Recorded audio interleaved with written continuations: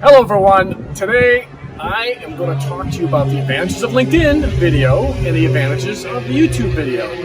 Why would you want to use LinkedIn video?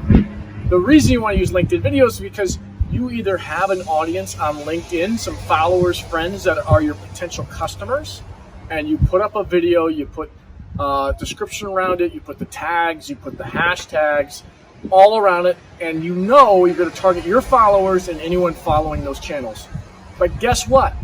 On LinkedIn, eventually that gets buried. It's got a week, maybe a 2-week shelf life.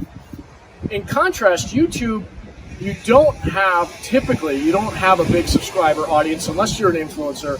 However, when you put videos up on YouTube, much easier to link out of, much easier to get people to search on it. YouTube's the number 2 search engine in the world.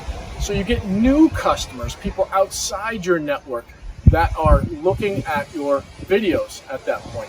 YouTube's much more flexible, but in reality, it's not as targeted as LinkedIn most of the time. So the bottom line is do both. There's no reason why you can't do both, but recognize one has advantages over the other. That's my tip for today.